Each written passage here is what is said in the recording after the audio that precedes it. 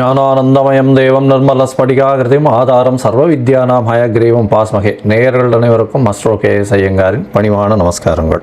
குரு அதிசாரம் மற்றும் வக்ரகதி பலன்கள். அதாவது முதல்ல பார்த்தாலேயானால் குரு என்பவர் யார் அப்படின்றத பார்க்கலாம். இருக்கக்கூடிய கிரகங்களிலேயே அதிசுபர்னு சொல்லக்கூடியவர் குரு. குரு மட்டுமே 100% சுபர் இருக்கக்கூடிய கோள்களிலேயே.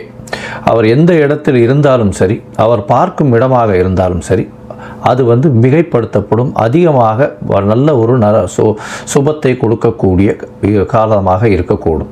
அதனால தான் குரு அப்படின்னு சொல்ல உடனேவே எல்லாவற்றிற்கும் ஏற்றமான கிரகம் அப்படின்னு சொல்லக்கூடியது. குருவை பற்றி சொல்லுமே. ஆனால் குரு அப்படின்னு சொல்லும் பொழுது குருவிற்கு தன்னுடைய வீடுன்னு சொல்லக்கூடியது தனுசு மற்றும் மீனம். அதாவது காலபுருஷ தத்துவத்தின் 9, 12 2 ராசிகளையும் குருவினுடைய வீடாக சொல்கிறோம். தனுசு 9ஆம் வீடு அப்படின்றது பாக்கியம், தந்தை, இதை குறிக்கக்கூடியது. உங்களுக்கு கிடைக்கக்கூடிய அதிர்ஷ்டங்கள், பண வரவுகள், இது எல்லாத்தையும் குறிக்கக்கூடியது. அதை தவிர வெளிநாடு பிரயாணம், வெளிநாட்டில் உங்களுடைய அதாவது இம்போர்ட் எக்ஸ்போர்ட் பிஸ்னஸ், அந்நிய செலாவணி, முதலீடுகள், அதை தவிர உங்களுடைய சுகமான தூக்கங்கள். 12ஆம் இடம்ன்றது அயனசயன போகஸ்தானம்னு சொல்லக்கூடியது. அந்த மீன ராசியில் அவர் குருவினுடைய ஆட்சி வீடாக இருக்குது. அதனால் சுபர் இருக்கக்கூடிய காலகட்டத்தில், அதாவது மீன ராசியில் சுபர் இருந்தால் உங்களுக்கு நல்ல ஒரு 12ஆம் வீடாகவும் இருந்தால் லக்னத்திற்கு நல்ல ஒரு சுபங்கள் நடக்கக்கூடிய நல்ல ஒரு, அதாவது உங்களுடைய சயனஸ்தானம், உங்களுடைய அயனஸ்தானம், சுப செலவுகள், இது எல்லாமே உங்களுக்கு நல்லபடியாக நடக்கும். அதை விட வெளிநாடு வாசங்கள் இருக்கக்கூடிய வாய்ப்புகள் உண்டு. வெளிநாடு போயிட்டு வரக்கூடிய பாக்கியங்கள் நிச்சயமாக கிடைக்கும். சரி, குருவை பற்றி வேறு என்ன சொல்லலாம் அப்படின்னு பார்த்தோம்னா, குரு பற்றி பார்த்தீங்கன்னா குரு தான் இருக்கும் இடத்தை விட பார்க்கும் இடம் மிகவும் அதிகமான சுபத்துவம் நடக்கும் அப்படின்னு சொல்கிறது ஜோதிட சாஸ்திரம். எந்த இடத்தை பார்க்கிறாரோ அந்த இடத்திற்கு உண்டான, அதாவது பாவகத்துக்கு உண்டானதையும் காரகத்துக்கு உண்டானதையும் அதிபடுத்தி செய்வார் அப்படின்னு சொல்லக்கூடியது. அதிபடுத்தி செய்வார்னா நல்லபடியாக செய்வார். அதாவது மறைந்த இடங்களை அவர் பார்த்தாலும் நல்ல ஒரு ஏற்றத்தை கூட, அதன் மூலியமாக வரக்கூடிய லாபங்களையும் அதன் மூலியமாக வரக்கூடிய நன்மைகளையும் மட்டுமே அவர் செய்வார். குருவை பொறுத்தவரையிலும் நன்மைகளை மட்டுமே செய்வார். சரி, குருவுக்கு பார்த்தீங்கன்னா எல்லா கிரகங்களுக்கும் சப்தம பார்வைகள் இருக்கு. ஆனால் குருவுக்கு பார்த்தீங்கன்னா அதை விட அதிகமாக 5ஆம் பார்வையும் 9ஆம் பார்வையும் இருக்கு. அதாவது ஸ்பெஷல்னு சொல்லக்கூடியது, அதிகமாக பார்க்கக்கூடிய குருவினுடைய பார்வை 5, 7, 9 அப்படின்னு 3 இடத்துல உழருது. இதன் மூலியமாக நல்ல ஒரு ஏற்றம் கிடைக்கும். 5ஆம் இடம் அப்படின்னு சொன்னோமே. ஆனால் எந்த ஒரு, அதாவது ராசிக்கோ எந்த ஒரு லக்னத்திற்கும் பார்த்தாலேயானால் அந்த 5ஆம் இடம்னு சொல்லக்கூடியது பூர்வ புண்ணிய புத்திர ஸ்தானம் அப்படின்னு சொல்லக்கூடியது. பூர்வ புண்ணிய புத்திர ஸ்தானத்தை குரு பார்த்தால் அந்த குடும்பத்திற்கு மிகப்பெரிய ஏற்றம், குழந்தை பிராப்தி நல்லபடியாக இருக்கும், சந்ததிகள் வளரக்கூடிய வாய்ப்பு உண்டு, புகழ், அந்தஸ்து, கௌரவம் வரும், அதிகமான படிப்புகள் படிக்கக்கூடிய வாய்ப்பு, மேல் படிப்புகள்லாம் படிக்கக்கூடிய வாய்ப்புகள் நிச்சயமாக இருக்கும். சப்தமத்தை குரு பார்க்கிறார் அப்படின்னும் பொழுது 7ஆம் இடத்தை குரு பார்க்கும் பொழுது உங்களுக்கு என்ன வரும் அப்படின்னு பார்த்தாலேயானால் திருமணங்கள் நிச்சயிக்கப்படும். நல்ல திருமணங்கள் பெற்றோர்களின் சம்மதத்தின் மூலியமாக நிச்சயிக்கக்கூடிய வாய்ப்புகள் மிகவும் அதிகமாக இருக்கும். அது தவிர உங்களுடைய பார்ட்னர்ஷிப் கன்சர்ன், அது தவிர வியாபாரங்கள் நல்லபடியாக பெருகும். ஏன்னா குருவை பொறுத்தவரையிலும் காரகத்துவம்னு சொல்லக்கூடியது, குரு புத்திர காரகன்னு சொல்கிறாங்க, அதை தவிர தன காரகன்னு சொல்கிறாங்க. அதனால் தொழில் முன்னேற்றம் வேணும் அப்படின்னா தொழில் ஸ்தானத்தையும் குரு பார்க்கணும். அதாவது 10ஆம் இடத்துல குரு பார்வை இருந்ததுன்னா பெரிய ஏற்றத்தை கொடுக்கும். அது தவிர 7ஆம் இடத்துல குரு இருந்து 7ஆம் இடத்தை பார்த்தாலோ, அது 7ஆம் இடத்தில் இருந்தாலோ கண்டிப்பாக உங்களுக்கு, அதாவது கூட்டு தொழிலில் ஒரு பெரிய வெற்றியை கொடுக்கக்கூடிய காலகட்டமாக அமையும். சரி, இந்த குருவுக்கு 9ஆம் பார்வை என்ன செய்யும்? குருவுக்கு 9ஆம் பார்வையின் மூலியமாக பார்த்தோம்னா வெளிநாடு போய் படிக்கக்கூடிய யோகம், வெளிநாட்டிலிருந்து அதீதமாக பணம் சம்பாதிக்கக்கூடிய யோகம், இதெல்லாம் வரக்கூடிய வாய்ப்புகள் மிகமாக உண்டு. குரு 11ஆம் வீட்டையே பார்க்கக்கூடிய நிலைமை வந்ததே. ஆனால் அதாவது அவர் 11ஆம் வீட்டை பார்க்குறார் அப்படின்னா அதீதமான லாபத்தை திடீரென்று கொடுக்கக்கூடிய, ஏன்னா லாபஸ்தானத்தை தன காரகனை பார்க்கறது பெரிய விசேஷத்தை கொடுக்கக்கூடிய காலகட்டமாக அமையும். பொதுவாகவே குரு அப்படின்னு எடுத்தோமே ஆனால் அவர் அதீத சுவர், மிகப்பெரிய ஏற்றத்தை கொடுப்பார். அவர் வந்து நல்ல அதாவது ராசியிலேயோ லக்னத்திலேயோ ராசியிலேயோ இருந்தாரே ஆனால் நேர்மையான வழிகள் மூலியமாக சம்பாத்தியத்தை பெறுப்பார். அதை தவிர வந்து அந்த ஜாதகருக்கு பார்த்தாலேயானால் உடல் நலத்தில் நல்ல ஏற்றம் இருக்கும், தீர்க்கமான சிந்தனைகள் அமையும், ஏற்றமான விஷயங்களை மட்டும் செய்வார். அவர் போனாலே வந்து அவருக்கு பெரிய மரியாதையும் இது இருக்கக்கூடிய வாய்ப்புகள் நிச்சயமாக இருக்கும். சரி, இந்த குரு ஒவ்வொரு ராசிக்கும் என்னென்ன பலன்களை கொடுக்க போகிறார். இப்போ அதிசாரம்னா என்ன அப்படின்னு பார்த்தீங்கன்னா, அதிகமாக சாரம் என்றால் அதாவது வேகமாக செல்லக்கூடியது என்று அர்த்தம். இது வந்து புவியீர்ப்பு விசையை விட்டு சற்று தள்ளி போகக்கூடிய அளவில் இருக்கும் பொழுது அது வந்து வேகமாக செல்லக்கூடிய வாய்ப்புகள் உண்டு. அதாவது சூரிய மண்டலத்தில் சுற்றி கொண்டிருக்கும் எல்லா கிரகங்களும் ஒரு சூரியனுக்கு ஒரு 4வது, அதாவது அந்த எந்த கிரகமோ அந்த கிரகத்துக்கு 4, 5 அந்த மாதிரியான இடத்தில் சூரியன் போகும்பொழுது அது வந்து அதிசாரமாகவும் உடனடியாக வக்கரகதி அடைந்தும் திருப்பியும் வந்து ரெகுலரைஸ் பண்ணி வரக்கூடிய வாய்ப்பு உண்டு. இப்போ பார்த்தோம்னா குருவுக்கு 4ஆம் இடத்துல புரட்டாசி மாதத்தில் இந்த அதிசாரம் ஆரம்பிக்கிறது. அதிவேகமாக செல்லக்கூடிய நேரமாக இருக்கும். அதற்கு பிறகு ஒரே மாதத்தில், அதாவது பார்த்தோம்னா 18/11/2025 அப்போ பார்த்தலையானால் குரு அதிசாரமான குரு புரட்டாசி 4 அதாவது புனர்பூசம் 4ஆம் பாதத்தில் இருந்த குரு வக்கரகதி அடைய ஆரம்பிப்பார். ஏன்னா 5ஆம் இடத்துல சூரியன் வரும்போது குருவுக்கு அந்த மாதிரியான விஷயங்கள் வர ஆரம்பிக்கும். அதற்கு பிறகு பார்த்தாலேயானால் 4ஆம் இடத்துலேருந்து, அதாவது 4ஆம் இடத்துலேருந்து 5ஆம் இடத்துக்கு வந்து சூரியன் ஒன்றுன்னா மூவ் ஆன உடனே வக்கரகதியிலிருந்து கிட்டத்தட்ட 17/3/2026 அன்னைக்கு அவர் வக்கர நிவர்த்தியம் அடைகிறார். அதற்கு அப்புறம் வந்து ரெகுலராக போகிற மாதிரி அவர் வந்து தன்னுடைய சாரத்தை மாற்றிக்கொண்டு அதற்கு பிறகு அவர் வந்து குருவினுடைய அதாவது அடுத்த ராசிக்கு வருட கிரகமான குரு ஒரு ராசியிலிருந்து அடுத்த ராசிக்கு பெயர்வார். அது வந்து மே மாதத்தில் வருது. இப்போது அதிசாரம் வந்து கிட்டத்தட்ட ஒரு மாதம், அதாவது 8/10/2025 18/11/2025 வரலும் அதிசாரம் வரார். 18/11 பார்த்தேலையானால் புனர்பூசம் 4ஆம் பாதத்தில் வக்கரகதி ஆகி அதற்கப்புறம் மிதுன ராசிக்கு போகிறார். மிதுன ராசிக்கு புனர்பூசம் 3ஆம் பாதத்துக்கு 21/12/2025 போகிறார். அதற்கு பிறகு புனர்பூசம் 2, புனர்பூசம் 1 இது எல்லாமே மிதுன ராசியில் தான் இருக்குது. அதற்கு பிறகு வக்கர நிவர்த்தியாரர் எப்போன்னா 17/3/2026. இந்த காலகட்டத்தில் பார்த்தேன்னா குரு அதிவேகமாக செல்றதுனால நிறைய மாறுதல்களை எல்லா ராசிக்கும் ஏற்படுத்துவார். ஒரு ராசியிலிருந்து அடுத்த ராசிக்கு சென்று வருவதனால் பல மாற்றங்கள் நிகழக்கூடிய வாய்ப்புகள் உண்டு.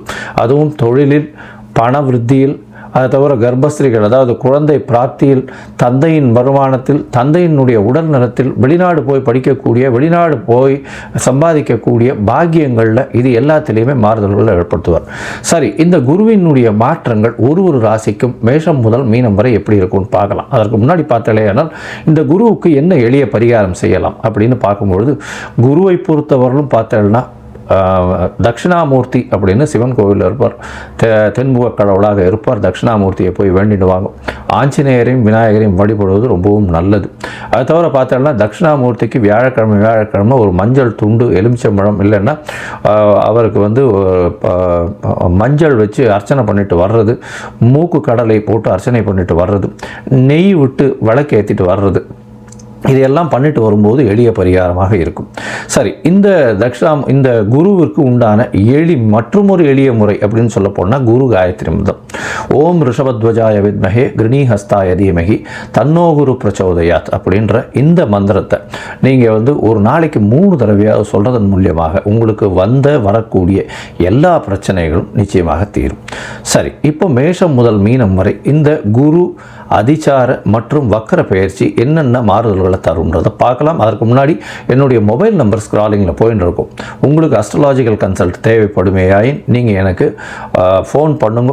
உங்களுடைய date, time, place of birth, உங்களுடைய பெயர், தாய் தகப்பனார் பெயர் அனுப்புங்க. என்னுடைய கட்டணம் என்னன்னு சொல்கிறேன். அதை அனுப்பிச்சுட்டு அதனுடைய யூடிஆர் நம்பர் ஷேர் பண்ணுங்க. உங்களுடைய பிடிஎஃப் போடுறேன். அதுக்கப்புறம் உங்களுக்கு அப்பாயின்மெண்ட் கொடுத்து உங்களுடன் உரையாடுறேன். சரியா? இப்போது மேஷம் முதல் மீனம் வரை குரு அதிசார வக்கர பயிற்சி பலன்களை பார்க்கலாம். சிம்மம், மகம், பூரம், உத்திரம் இந்த 3 நட்சத்திரம் 9 பாதங்களை கொண்ட ராசி. ராசியின் அதிபதினு சொல்லக்கூடியவர் சூரியன். இந்த குருவின் அதிசாரம் மற்றும் வக்கர நிலை, அதாவது 8/10/2025 பார்த்தாலேயானால் 21/12/2025 வரலும் உங்களுடைய ராசிக்கு 12ஆம் இடத்துல குரு இருக்கார். வக்கர நிலையில் இருக்கார், அதிசாரமாறார், அதுக்கப்புறம் வக்கர நிலையில் வரார். இந்த காலகட்டத்தில் பார்க்கும்பொழுது உங்களுடைய 5ஆம் அதிபதினு சொல்லக்கூடியவர் அவர் 12ஆம் இடத்துல இருக்கிறதுனால குழந்தைகள் மூலியமாக சில தொல்லைகள் வரும், தேவையில்லாத செலவுகள் வரக்கூடிய வாய்ப்புகள் நிச்சயமாக உண்டு. உடல் நலத்தில் கவனமாக இருக்கிறது ரொம்பவுமே நல்லது. சிம்ம ராசிக்காரர்கள், அதுவும் அரசியல் இயந்திரங்கள் இந்த மாதிரியான விஷயங்கள் இருக்கிறவங்க ரொம்பவும் ஜாகிரதையாக இருக்கிறது நல்லது. இருப்பினும் உங்களுடைய ராசிக்கு பார்த்தலையானால், அதாவது 8ஆம் இடத்தையும் குரு பார்க்கறதுனால உங்களுக்கு வெளிநாட்டிலிருந்து பணம் வரக்கூடிய வாய்ப்புகள், திடீர் பணம் வரக்கூடிய வாய்ப்புகள் நிச்சயமாக உண்டு. உங்களுடைய ராசிக்கு பார்த்தீங்கன்னா சுகங்கள் நல்லபடியாக இருக்கக்கூடிய வாய்ப்பு உண்டு. 12ஆம் இடத்துல குரு இருக்கிறதுனாலேயே நல்ல தூக்கம் வரக்கூடிய வாய்ப்பும், அயனசயன போகஸ்தானம் வலுப்பெறக்கூடிய வாய்ப்பும் நிச்சயமாக உண்டு. இருப்பினும் குழந்தைகள் மூலியமாக சிறு தொல்லைகள் வந்தே தீரும். அது தவிர பார்த்தீங்கன்னா உங்களுடைய ராசிக்கு 6ஆம் இடத்தை குரு பார்க்குறார். அதனால் அரசாங்கம் சம்பந்தமாக சிறு தொல்லைகள் வரக்கூடிய வாய்ப்புகள் நிச்சயமாக உண்டு. இதற்கு பிறகு பார்த்தீங்கன்னா புதிய முயற்சிகள், அதை தவிர அதாவது போட்டி பொறாமை இந்த மாதிரியான விஷயங்களில் பிரச்சனைகள் வரக்கூடிய வாய்ப்பு உண்டு.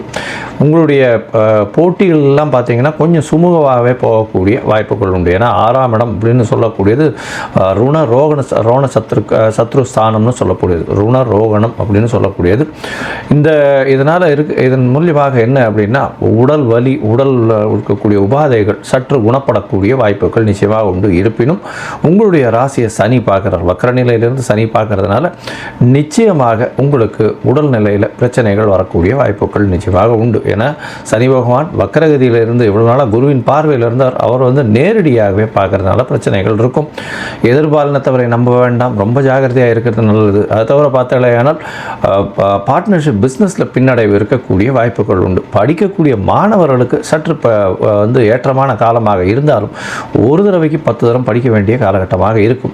தாயின் உடல்நிலையில் சற்று பின்னடைவு இருக்கக்கூடிய வாய்ப்புகள் நிச்சயமாக உண்டு. அதோட பார்த்தோம்னா புதிய வீடு மனை வாங்கக்கூடிய பாக்கியங்கள் உண்டு. இருப்பினும் பழைய வீடுகள் விற்கணும்னு பார்த்துருந்தீங்கன்னா இந்த காலகட்டத்தில் நிச்சயமாக விற்கக்கூடிய காலகட்டமாக அமையும். உங்களுடைய ராசிக்கு பார்த்தீங்கன்னா திருப்பியும் 11ஆம் இடத்துக்கு வக்கரகதியிலேயே குரு போகிறார். 21/12/2025 பார்த்தோம்னா உங்களுடைய ராசிக்கு 12ஆம் இடத்துக்கே போகிறார்.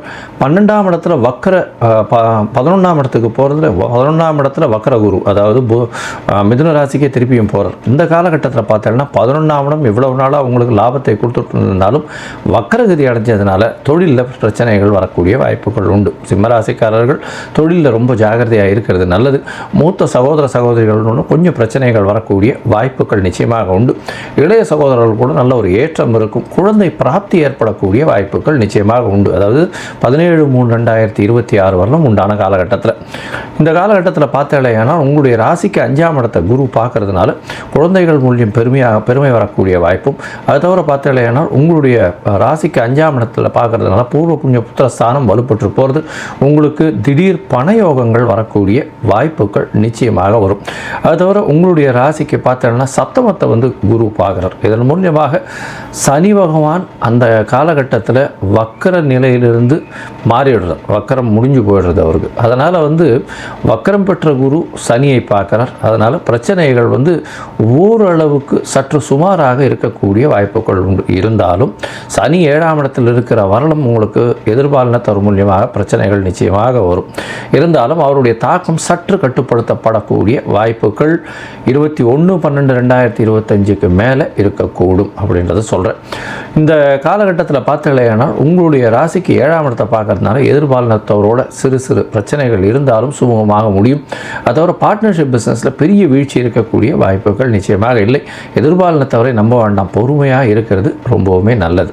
இந்த காலகட்டத்தில் உங்களுடைய தசாபுக்தி அந்தரம் சூக்ஷ்மம் சற்று பின்னடைவு ஏற்பட்டிருந்தால் நீங்கள் அருகில் இருக்கக்கூடிய தென்குடி திட்டை அப்படின்ற இடத்துக்கு, அதாவது இந்த தென்குடை திட்டைன்றது தஞ்சாவூர்லேருந்து ஒரு 5 கிலோமீட்டர் ரேஞ்சில் இருக்குது. அங்கே போயிட்டு தட்சிணாமூர்த்தியை வழிபட்டு வாங்க. அந்த தட்சிணாமூர்த்தியை வழிபட்டு வர்றதன் மூலியமாக உங்களுக்கு எல்லா விதமான ஏற்றங்களும் கிடைக்கும்.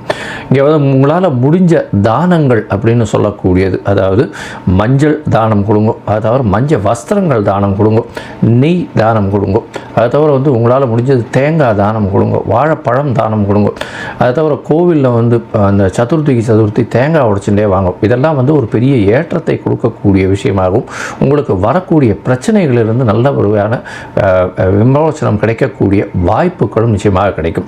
அதை தவிர பார்த்தோம்னா இந்த சிம்மராசிக்காரர்கள் எப்பொழுதுமே டாம்பீகமாகவும் தான் என்ற அகங்காரத்தோடும் இருக்கக்கூடியவர்கள். இவர்கள் கொஞ்சம் பொறுமையாக செயல்படுவதன் மூலியமாக இந்த குரு அதிசார வக்கர பயிற்சி நல்ல ஒரு ஏற்றத்தை கொடுக்கும் அப்படின்றத சொல்கிறேன்.